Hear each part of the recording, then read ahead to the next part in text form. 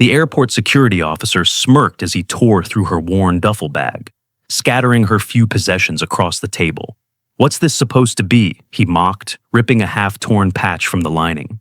"Some secret special forces unit?" His colleagues laughed, treating her like another fake veteran. Nobody noticed when the silent alarm triggered. Nobody expected the two men in black uniforms who suddenly appeared, standing at attention. "Ma'am," one said formally, "Predator Shadow's clearance remains active." The checkpoint went dead silent as everything changed. From which city in the world are you watching this video today? If you appreciate stories of hidden heroes finally receiving the respect they deserve, consider subscribing for more content like this. The fluorescent lights of Denver International Airport's security checkpoint buzzed overhead, casting a sickly pale glow across tired faces in the Monday morning rush. Travelers shuffled through metal detectors, surrendering dignity in small increments. Shoes off, belts removed, laptops separated. Among them stood Taryn Niara, 42, and unremarkable in her appearance. Her gray hoodie and faded jeans suggested someone who preferred invisibility. She carried only a worn military duffel bag, olive green with fraying edges. Unlike the business people checking watches or families corralling children, Taryn's expression remained neutral, her posture relaxed yet somehow precise. "Step aside, please," called an officer from the bag screening station. "Random check." Taryn complied without comment, moving to the inspection table where 3 TSA officers waited. The lead officer, Walsh, according to his badge, had the practice boredom of someone who'd seen it all. Beside him stood a younger officer, Rodriguez, eager to demonstrate thoroughness to her supervisor. The third, Officer Mercer, was clearly senior but relegated to observation, his eyes tracking Taryn with unusual intensity. "Opening your bag now," Walsh announced, unzipping the duffel with theatrical slowness. The contents were sparse and unimpressive, 2 sets of faded fatigues without insignia, worn civilian clothes, basic toiletries, a broken watch with its face cracked, and a dog-eared paperback. Walsh began removing items carelessly, placing them on the stainless steel table with unnecessary force. "Military?" he asked, though it wasn't really a question. Taryn nodded once. "Former." "Which branch?" Rodriguez asked, her tone suggesting genuine interest. Before Taryn could answer, Walsh snorted. "Does it matter? Half the homeless downtown claim they were special forces." Rodriguez's expression flickered with discomfort, but she said nothing. Mercer, still observing, shifted his weight almost imperceptibly. Walsh continued his inspection, emptying the bag entirely. His movements grew increasingly rough as he found nothing of interest. No contraband, no weapons, nothing to justify the special attention. At the bottom lay a faded photograph in a plastic sleeve, showing a group of soldiers in desert camouflage, faces obscured by shadow. "Friends of yours?" Walsh asked, flicking the photo across the table where it slid to the edge. Taryn caught it before it fell, her movement quick but controlled. "Yes." Walsh turned the empty bag inside out, running his fingers along the seams. His expression changed when he felt something in the lining, a small bump that didn't belong. With a dramatic flourish, he tore at the fabric, revealing a hidden patch partially sewn into the lining. The patch was unusual, black fabric with a gray silhouette that might have been an animal or bird of prey, surrounded by symbols that resembled no known military insignia. Half of it had been torn away, leaving an incomplete image. Well, Walsh laughed, holding it up. "What's this supposed to be? Some special secret squirrel unit?" He turned to his colleagues. "Guess this one's fake too." Rodriguez laughed nervously while Mercer remained stone-faced. Other travelers had begun to notice the commotion, some slowing their pace to watch the inspection. "That's personal property," Taryn said quietly, her first full sentence since the inspection began. "Everything's subject to inspection," Walsh replied, dropping the patch onto the pile of her belongings. "Bags clear. Repack and move along." As Taryn began gathering her possessions, Mercer suddenly stepped forward, his gaze fixed on the patch. For the first time, he spoke. "Where did you serve, ma'am?" "Various locations," she answered vaguely, tucking the photograph back into a side pocket. "Under what command structure?" Mercer pressed. Taryn paused, meeting his eyes directly for the first time. "That information is classified." Walsh laughed loudly. Oh, it's classified. Right. Mercer's hand moved to his radio, pressing a button twice in quick succession. The small action went unnoticed by his colleagues, but not by Taryn, whose eyes narrowed slightly. You've had your fun, she said to Walsh, reaching for the torn patch. I'd like my property back now. As her fingers touched the fabric, a soft but distinct electronic tone sounded from somewhere nearby. Officer Mercer's radio crackled with static, then fell silent. The atmosphere in the checkpoint shifted subtly. Security personnel at adjacent stations straightened, hands moving to radios. Travelers continued their routines, oblivious to the silent alert that had been triggered. But those in uniform recognized something had changed. Walsh, oblivious to the shift, continued his mockery. Listen, lady, I've seen 100 vets come through here. Real ones have proper ID, unit citations, something to back up their stories, not torn-up patches hidden in luggage. I don't need to prove anything to you, Taryn replied, her voice remaining measured despite the provocation. Actually, you do. That's literally my job, Walsh retorted. Rodriguez, run her ID again. Rodriguez hesitated, glancing at Mercer, who had stepped away to speak quietly into his radio. Sir, I already verified. Run it again, Walsh insisted. Full background this time. As Rodriguez reluctantly took Taryn's identification to a computer terminal, Mercer returned. His demeanor had changed completely, back straight, expression carefully neutral, the stance of someone who had received unexpected orders. Walsh, Rodriguez, you're needed at Station 4, he said calmly. We're in the middle of an inspection, Walsh protested. Now, Mercer emphasized, I'll complete this one. Walsh looked like he might argue further, but eventually shrugged. Whatever, nothing here anyway. He walked away, Rodriguez following after returning Taryn's ID with an apologetic glance. Once they were alone, Mercer lowered his voice. When was your last active deployment? Taryn carefully folded her clothes, taking her time before answering. I don't discuss my service record with security personnel. Understood, Mercer replied, surprising her. Please finish repacking. I apologize for my colleague's behavior. As Taryn zipped her bag, she noticed Mercer studying the torn patch that still lay on the table. His expression had changed from suspicion to something resembling concern.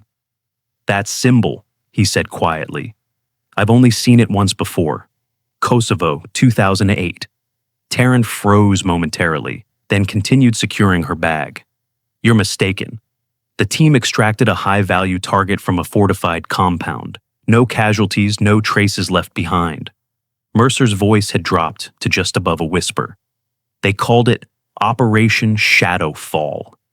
For the first time, Taryn's composed exterior showed a crack, a slight tightening around her eyes, a barely perceptible change in breathing pattern. Like I said, you're mistaken, she repeated, slinging the duffel over her shoulder. Maybe, Mercer conceded, but someone else won't be. That silent alarm you triggered goes directly to Joint Special Operations Command. Taryn's gaze sharpened. What silent alarm? Before Mercer could answer, the checkpoint's main doors opened. Two men in black tactical uniforms entered, moving with disciplined precision. Their uniforms bore no regular military insignia, only subdued American flags and badges marked Joint Command Authorization. They scanned the area methodically before spotting Mercer and Taryn. What have you done? Taryn asked Mercer, tension finally evident in her voice. Not me, Mercer replied. That patch contains an RFID chip. Certain symbols in certain facilities trigger automatic protocols. He straightened his uniform. They're not here for me. The two operatives approached, their movements drawing attention from everyone in the security area. Walsh and Rodriguez watched from their new station, confusion evident on their faces. Taryn Niara? The lead operative asked, his voice professionally neutral. She nodded once. We need to verify your identity, ma'am. Please come. With us. On whose authority? She asked. The second operative stepped forward, handing her a digital tablet. On the screen was a classified document with most text redacted, but a single line remained visible. Protocol 27A, Predator Shadow Asset Verification. Taryn's expression remained unchanged, but she handed the tablet back with slightly trembling fingers. I'm not that person anymore. Nevertheless, ma'am, verification is required. The first operative gestured toward a private security room. This way, please. As they escorted her away from the main checkpoint, whispers followed them. Walsh had returned, watching with undisguised suspicion. "What's going on, Mercer? Who is she?" he demanded. Mercer gathered the torn patch, carefully placing it in an evidence bag. "Someone you shouldn't have messed with." The private security room was smaller than most travelers realized, windowless and stark with only a table and chairs. The operatives closed the door behind them, establishing a perimeter of privacy that felt both protective and confining. "Please sit, ma'am," the lead operative instructed, his tone respectful but firm. Taryn remained standing. "I have a flight to catch." "This won't take long," he assured her, though they both recognized the statement as potentially untrue. The second operative set up a small device on the table, a portable biometric scanner, compact but clearly military grade. The blue light of its screen cast eerie shadows across their faces, adding to the room's sense of isolation. "We need to confirm your identity," the lead operative stated. "Standard procedure requires biometric verification." "I haven't been in the system for 7 years," Taryn replied. "Some systems perhaps," he acknowledged. "But Protocol 27A exists specifically for assets like you, ma'am, even when officially deactivated." The second operative prepared the scanner. "Fingerprint and retinal, please." Taryn studied both men, noting their rigid posture, the careful neutrality in their expressions. Neither showed any sign of recognition beyond her codename, suggesting they knew the protocol but not the person. Whatever had been activated when she touched that patch had been automated, not human-directed. "And if I refuse?" she asked, already knowing the answer. "We have orders to detain you until verification is complete," the first operative replied.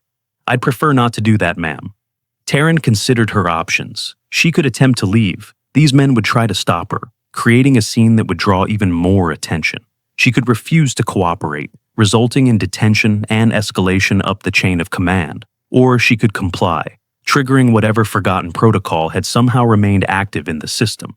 With deliberate slowness, she extended her hand toward the scanner. The second operative guided her fingers to the glass surface, the machine humming softly as it recorded her prints. Then came the retinal scan, a brief flash of light as the device mapped the unique patterns of her eye. For a long moment, nothing happened. Then the scanner emitted a soft beep, the screen changing from blue to green. "Identity confirmed," the operative announced, studying the screen with widening eyes. "Taryn Niara, codename Predator Shadow. Status, inactive but authorized." He looked up at her with new respect in his eyes. "The system still recognizes you, ma'am." "The system shouldn't exist at all," she replied quietly. "I was told everything was wiped." "Not everything, apparently," the first operative noted, his professional demeanor slipping slightly to reveal genuine surprise. "May I ask why you're traveling with classified insignia?" "It's all I have left," Taryn answered simply. Everything else was taken. The operatives exchanged glances, a silent communication passing between them. "Ma'am, according to protocol, we're required to escort you to your destination." "That won't be necessary." "It's not optional, ma'am. Your status automatically triggers protective measures." Taryn stood abruptly. "I don't want protection.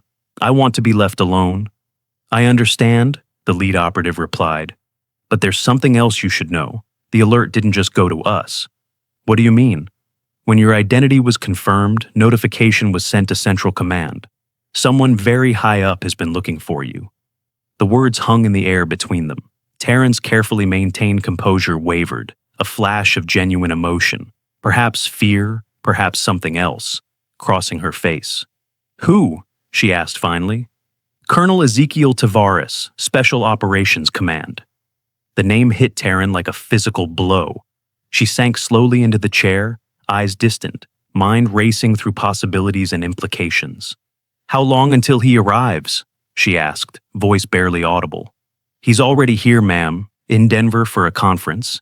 ETA to this location, approximately 10 minutes. The door to the security room felt 1,000 miles away now. 7 years of careful anonymity, of rebuilding a life from the ashes of a classified past, undone by a scrap of fabric she couldn't bring herself to discard. The patch, half a hawk with silver eyes, had been the only tangible proof that Predator Shadow had ever existed, that the missions she'd completed and the sacrifices she'd made hadn't been erased entirely. Now that same token had exposed her, triggering systems she'd been assured were dismantled, alerting people she'd never expected to see again. "Ma'am," the operative's voice pulled her back to the present. "Your flight departs in 40 minutes. Would you like to proceed to your gate or wait for Colonel Tavares?" Taryn stood, decision made. "My gate, now." The operatives nodded, moving to open the door. As they stepped back into the terminal, Taryn noted the subtle shift in their positioning, no longer containing her, but protecting her, flanking rather than constraining. At the checkpoint, Walsh and Rodriguez watched their approach with undisguised curiosity. Mercer stood apart, his expression unreadable. But it wasn't their faces that caught Taryn's attention. It was the figure who had just entered through the main doors. A tall man in army dress uniform, silver eagles on his shoulders catching the light as he scanned the crowd with purposeful intensity. Colonel Ezekiel Tavares had arrived early. Colonel Tavares spotted Taryn instantly, his purposeful stride faltering for just a moment before he resumed his approach. 7 years had changed them both, new lines around his eyes, silver threading through his precisely cut hair. But recognition was immediate and mutual. The crowded terminals seemed to compress around them, ambient noise fading as their eyes locked. "Sir," the lead operative acknowledged, coming to attention as the colonel reached them. "Asset verification complete. Predator shadow confirmed." Tavares barely glanced at him. "Thank you, Lieutenant. I'll take it from here. Protocol requires a full escort," the operative began. "I'm well aware of protocol, Lieutenant," Tavares interrupted. "I wrote half of them." The operatives exchanged glances before the lead one nodded. "Yes, sir. We'll maintain perimeter security." As they stepped back, Tavares finally addressed Taryn directly. "It's been a long time." 7 years, 3 months, she replied precisely. "Not long enough, Ezekiel." The use of his first name caused the operatives to exchange glances. This was clearly not a standard military relationship. "I've been looking for you," Tavares continued, keeping his voice low despite the intensity behind his words. "When your identification pinged the system, I couldn't believe it."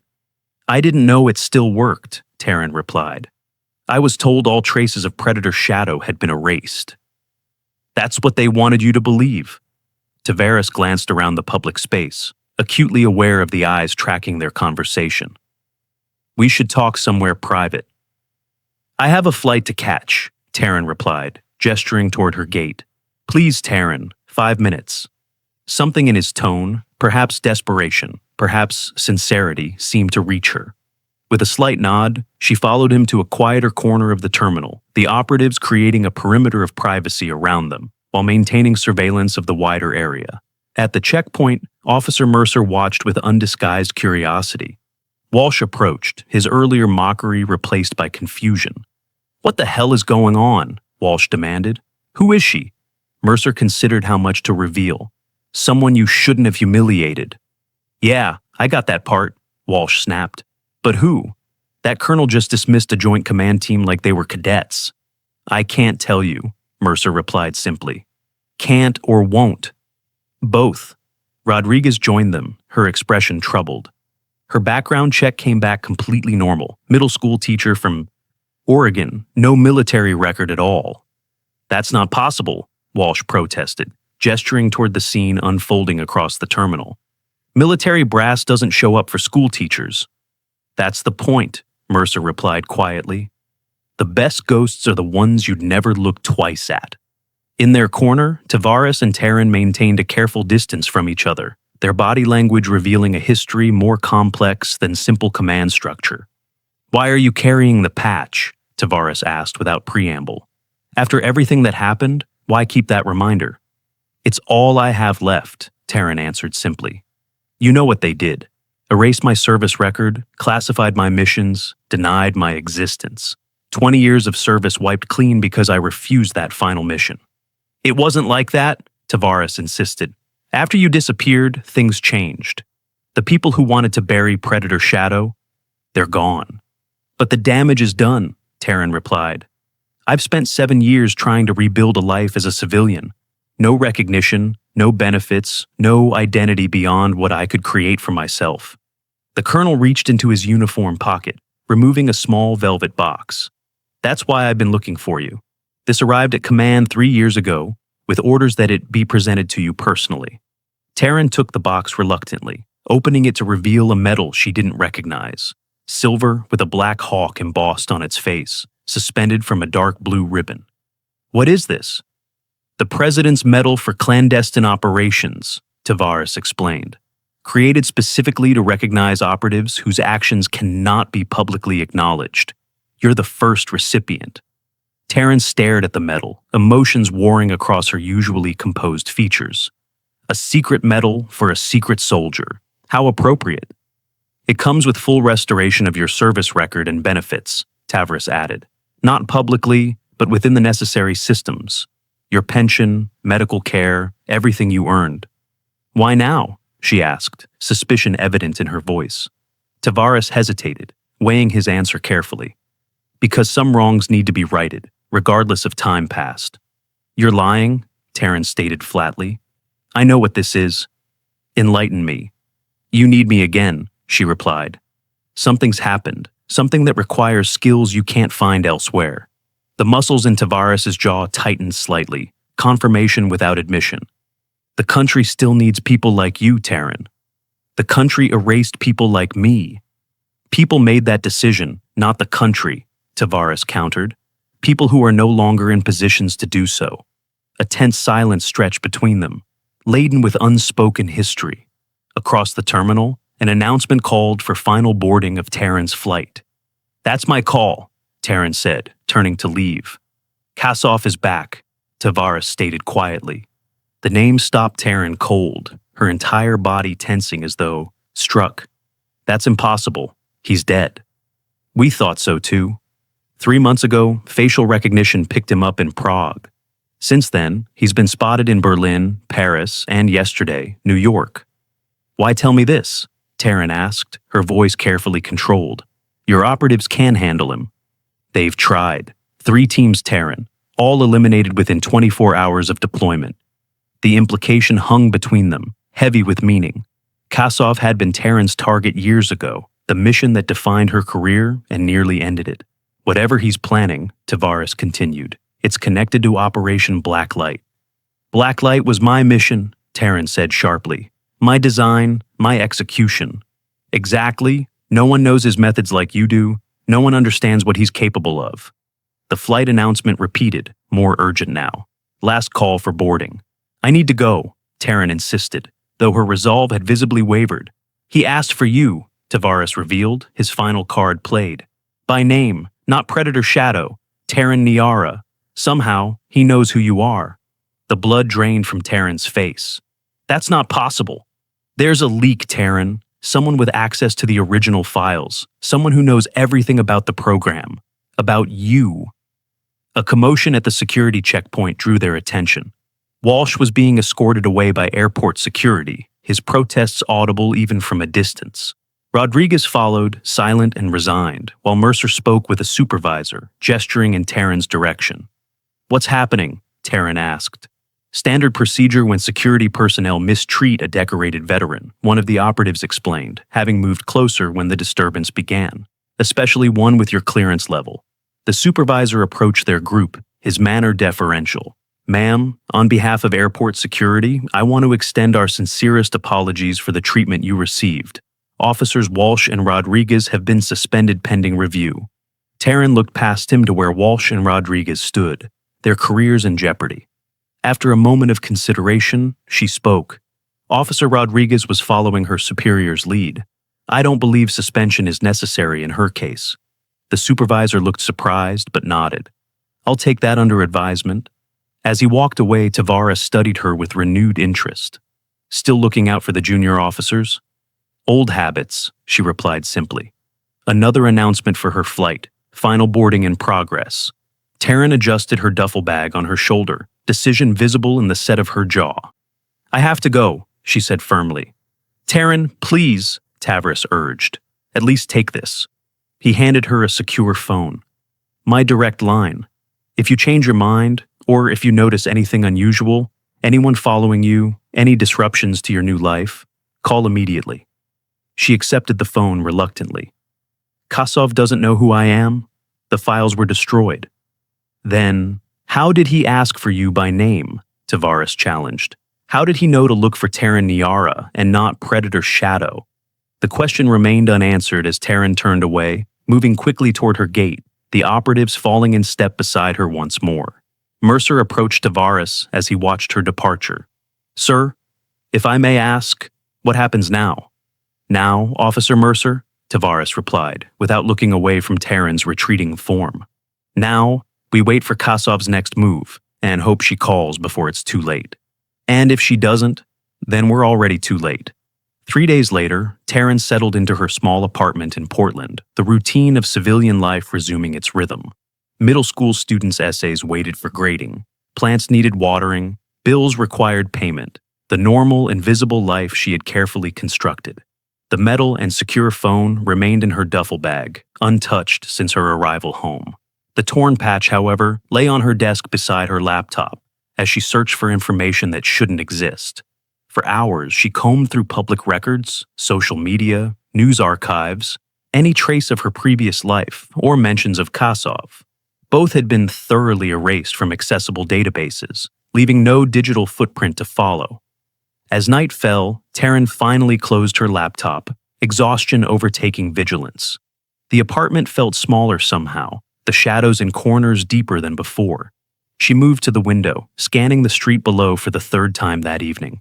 Nothing unusual, no vehicles lingering too long, no pedestrians paying undue attention to her building. Just as she turned away, a flash of movement caught her eye, someone in a parked car across the street, quickly ducking out of sight. Too quick to identify, but deliberate enough to trigger her instincts. She reached for the secure phone, hesitating before powering it on. The screen illuminated, displaying a single message already waiting. He found your colleague from Blacklight. Hargrove is dead. You're next on his list. Terran's blood ran cold. Hargrove had been her second in command during Operation Blacklight, the only other operative who knew all the details of what had really happened. If Kasov had found him despite his protected status, then the security breach was far worse than Tavares had suggested. A soft sound from her apartment door, the whisper of metal on metal, someone working the lock with professional precision. Terran moved silently to her bedroom, retrieving a hidden case from beneath a loose floorboard. Inside lay a compact pistol with suppressor, untouched for 7 years, but meticulously maintained. As she checked the weapon with practiced efficiency, her phone chimed again. A new message, this time with an attachment, a photograph taken moments ago of her standing at the window, the crosshairs of a scope centered precisely on her chest. The message below it was simple. Not yet. He wants to talk first. The lock clicked open. Terran moved with the fluid precision that 7 years of civilian life hadn't erased. She positioned herself beside the door, weapon ready but not raised. Whoever had picked her lock knew her location precisely. The sniper photo proved that. If they wanted her dead, she already would be. The door opened slowly, deliberately. A man entered. Tall, lean, dressed in unremarkable civilian clothes. His hands were visible and empty, a calculated gesture of non-aggression. When he turned to face her, Terran recognized him instantly. "Lieutenant Abrams," she said quietly. "Last time I saw you, you were a rookie assigned to perimeter security for Blacklight." "Captain now," he corrected, eyes fixed on her weapon. "Though I believe congratulations are in order for you as well, Colonel Niara." The promotion was news to her. "I'm a middle school teacher." "Not according to the reinstatement paperwork Colonel Tavares processed yesterday." Abrams remained perfectly still, respecting the invisible boundary between them. "May I close the door? The hallway isn't secure." Terran nodded once, watching as he carefully shut the door and engaged the locks. His movements were precise, professional, the training she had once overseen in operatives like him, now evident in his every gesture. "How did you find me?" she asked. "We never lost you," Abrams replied simply. "Protocol 27A includes passive monitoring of all former assets, especially those with your clearance level. I was told I was expunged from the system." "You were told many things, Colonel." He gestured toward her living room. "May we sit? What I need to tell you shouldn't be done standing in a hallway." Terran lowered her weapon slightly but didn't holster it. "Talk." "Hargrove wasn't just killed. Abrams began, his voice carefully controlled. He was interrogated first, extensively. The implication was clear. How long? 36 hours, according to the medical examiner. Taryn's expression remained neutral, though the news hit her with physical force. Hargrove had been more than a colleague. He had been a friend, one of the few people who knew her beyond her operational persona. Kasov left a message, Abrams continued, for you, specifically. He slowly reached into his jacket, removing a sealed evidence bag containing a single item, a patch identical to the one found in her duffel, but complete rather than torn. The black hawk with silver eyes stared back at her. Where did you get that? Taryn demanded, raising her weapon again. Those were all destroyed when the program was terminated. All but one, Abrams confirmed. Yours. Which raises the question, how did Kasov obtain a complete version? The realization settled over her like ice. He didn't. This is mine. The other half of the patch that was torn. He's had it all along. Impossible, Abrams stated flatly. Kasov was confirmed eliminated during blacklight. Apparently not. Taryn finally lowered her weapon. Completely. What exactly did Tavris tell you about Operation Blacklight? Standard briefing? High-value target extraction in Eastern Europe. Kasov was the target security chief. Operation successful, target secured, Kasov neutralized. Taryn's laugh held no humor. That's not even close to what happened. She moved to her kitchen, pulling a bottle of whiskey from a cabinet and pouring 2 glasses. Kasov wasn't security. He was the target. Abrams accepted the offered glass, but didn't drink. Explain. Operation Blacklight was a capture mission. Kasov had information about a network of sleeper agents embedded in Western intelligence agencies. We were sent to extract him, bring him in alive for questioning. And we found evidence that the sleepers had already been activated, that they were systematically eliminating anyone who could expose them. Taryn took a drink, her first in months. Including our own command structure. Abrams' expression shifted from professional detachment to genuine concern. Are you saying Blacklight was compromised from the inside? Not just compromised, it was designed to fail. Taryn set down her glass. Our extraction team was meant to be eliminated, along with Kasov, to bury the truth about how far the infiltration had gone. But you survived. Hargrove and I did. The rest of the team didn't. Taryn's voice hardened. When we returned with evidence of the compromise, we were told to hand over everything and forget what we'd found. When we refused, Predator Shadow was officially terminated. Our service records were classified, our identities erased. And Kasov, officially reported eliminated during the operation.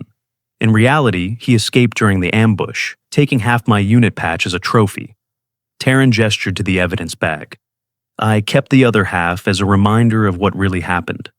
Abrams finally took a drink, processing the implications. If what you're saying is true, then the entire official account of Blacklight is falsified. Now you understand why they were so eager to erase us, Taryn confirmed. Easier to bury 2 operatives than admit a systemic breach at the highest levels. But why come after you now, after 7 years? Because someone has reactivated the old networks, Taryn surmised. Kasov was the handler, not just an operative. He would have known every agent, every failsafe, every protocol. And he's picking up where he left off, Abrams concluded, starting with the only people who could identify him.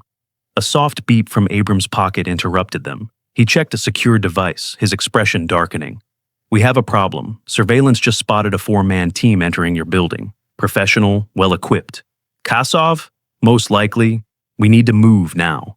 Taryn was already in motion, retrieving a go bag from behind a false panel in her closet. The habits of operational security had never fully left her, despite years of attempted normalcy. Protocol dictates immediate extraction to a secure location, Abrams stated, checking his weapon. No, Taryn decided. If Kasov wants me, let's give him what he wants, but on my terms, not his. That's not procedure. Procedure is what got my team killed last time. Taryn finished securing her equipment. Call Tavares. Tell him to meet us at the airport, the private aviation terminal. And I need one more thing. Name it. My full file, not the redacted version. Everything.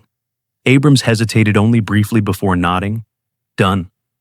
90 minutes later, they arrived at Portland International Airport's private aviation section. A military transport waited on the tarmac, engines already warming. Colonel Tavares stood at the base of the boarding stairs, his expression grave. "You're taking an enormous risk," he said as Taryn approached. "No more than you did by reactivating my status without permission," she replied. "I had authorization. From who? The same chain of command that buried Blacklight?" The question hung between them, unanswered. Tavares gestured toward the plane. "Your file is aboard, along with tactical equipment and a full briefing on Kasov's recent movements." "And the team?" "Standing by, operatives selected personally, outside normal channels." "That won't be enough," Taryn stated flatly. "If Kasov has reactivated his network, we can't trust anyone in the system." "We don't have a choice," Tavares argued. "This operation requires resources, coordination." "It requires exactly one resource," Taryn countered. "Me." Before Tavares could respond, the terminal doors burst open. 4 armed figures entered, moving with tactical precision toward their position. Airport security personnel dropped to defensive positions, weapons drawn. "Kasov's team," Abrams muttered, reaching for his sidearm. "No," Taryn corrected, placing a restraining hand on his arm. "Look at their formation. That's our playbook."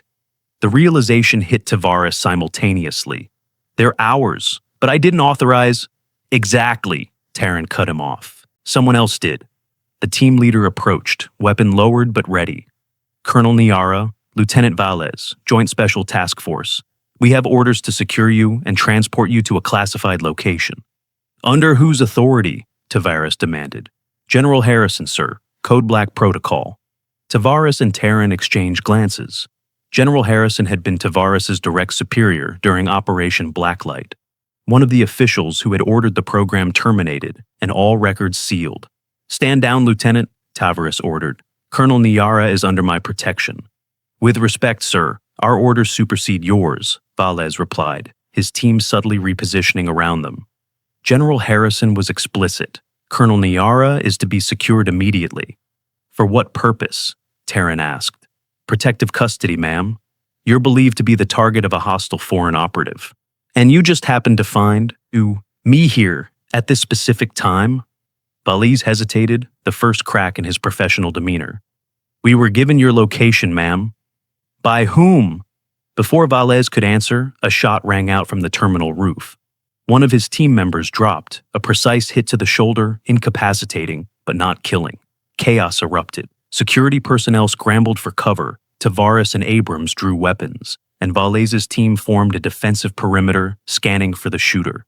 Only Taryn remained calm, her gaze fixed on a figure now visible on the terminal roof. A man in tactical gear, sniper rifle lowered, seemingly unconcerned about the armed response now focusing on him. "Hold your fire," she ordered, her voice cutting through the confusion. "All of you, stand down." "Ma'am, we have an active shooter," Valles protested. "If he wanted anyone dead, they would be," Taryn replied. "He's making a point." As if confirming her assessment, the figure on the roof raised his hand, clearly displaying an object that caught the sun. A complete predator shadow patch, identical to the one found with Hargrove. "What the hell is going on?" Tavares demanded. "Verification," Taryn replied simply. "He's confirming his identity." "That's Kasov?" "No, that's Hargrove." The revelation sent a visible shock through Tavares and Abrams. "Hargrove is dead," Abrams insisted. "I saw the body myself." "You saw a body," Taryn corrected, "with enough damage to make identification difficult but not impossible. Exactly how we were trained to create cover for deep infiltration." Understanding dawned on Tavares' face. "He faked his death to draw out whoever's been hunting you both." "And it worked," Taryn confirmed, gesturing toward Valles' team. "General Harrison just exposed himself." Hargrove descended from the roof, approaching their position with deliberate caution. Airport security and Valles' team maintained their weapons trained on him until Taryn intervened. "Stand down," she repeated. "He's with me." As Hargrove reached them, the years of separation fell away. They didn't embrace or even speak, just exchanged the subtle nod of operatives, acknowledging each other's survival against impossible odds. "You got my message," Hargrove said finally. "The photo with the crosshairs? Subtle." A ghost of a smile crossed his face. Had to make sure you were paying attention. You could have just called. Phones can be traced. Photos can be dismissed as threats. He gestured toward the chaos around them. This couldn't be ignored. Tavares stepped forward. Major Hargrove, you're officially listed as deceased. That was the point, sir. Hargrove's demeanor remained respectful but unapologetic. Someone has been systematically eliminating everyone connected to Blacklight. I needed them to believe they had succeeded with me, to track the orders back to source. And did you? Taryn asked. General Harrison. Hargrove's confirmation landed with finality. He was Kosov's primary contact. Within our command structure, he's been slowly reactivating the network over the past year. The terminal doors opened again, this time admitting a team in FBI tactical gear, led by a senior agent who approached with purpose. Colonel Tavares, Colonel Niara, the agent greeted them.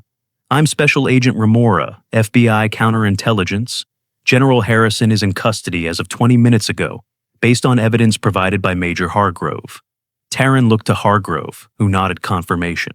We've been building the case for 3 years. Your reappearance in the system was the final piece we needed to move. You used me as bait, Taryn observed, without accusation. I used your reputation, Hargrove corrected. The legend of Predator Shadow was too valuable to waste. The FBI agent continued. We'll need statements from all of you. The investigation into General Harrison's network is ongoing, but preliminary findings suggest extensive compromise of multiple intelligence agencies. Exactly what we warned about 7 years ago, Taryn noted, looking pointedly at Tavares. The colonel had the grace to look uncomfortable. I didn't know how far it went. None of us did. You didn't want to know, she corrected. Their discussion was interrupted by Agent Remora. Colonel Niara, there's something else. The president has requested your presence at a classified briefing tomorrow morning, both you and Major Hargrove. For what purpose? Taryn asked. The official reactivation of Predator Shadow, Remora replied. Not as a code name, but as an operational division specializing in counterintelligence and internal security verification. Under whose command? Hargrove asked. Yours, jointly. The implication settled over the group. After years of erasure and denial, the very existence they had been forced to abandon was now being officially recognized and empowered. There's one more thing, Remora added, handing Taryn an official-looking envelope. This was expedited through channels yesterday. Inside was a formal document bearing presidential and military seals, full reinstatement of her service record, back pay for 7 years, and official recognition of her operations under the Predator Shadow designation. Convenient timing, Taryn observed. Not convenience, Tavares corrected. Justice, however delayed. The chaos of the confrontation gradually subsided as FBI agents secured the scene and debriefed witnesses. Valles and his team were taken into custody for questioning, their unwitting role in Harrison's operation now clear. Airport security returned to normal operations, the incident already being carefully managed through official channels. Taryn and Hargrove stood slightly apart from the activity, two ghosts suddenly made visible again. What happens now? She asked. That depends, Hargrove replied. The middle school teacher from Portland has a life, students who count on her. Predator Shadow has a different purpose entirely. Why not both? Taryn suggested. The best cover identities are the ones with genuine connections, real impact.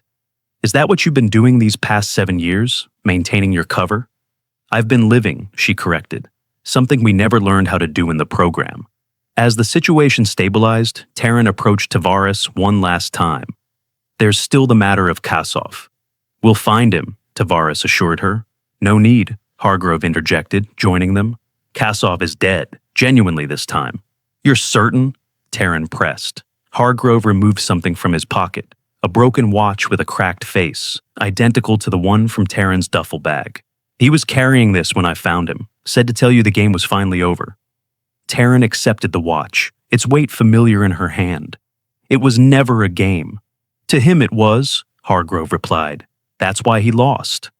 6 months later, a security checkpoint at Ronald Reagan Washington National Airport hummed with routine activity. Officer Mercer, recently promoted to supervisor, oversaw operations with quiet efficiency.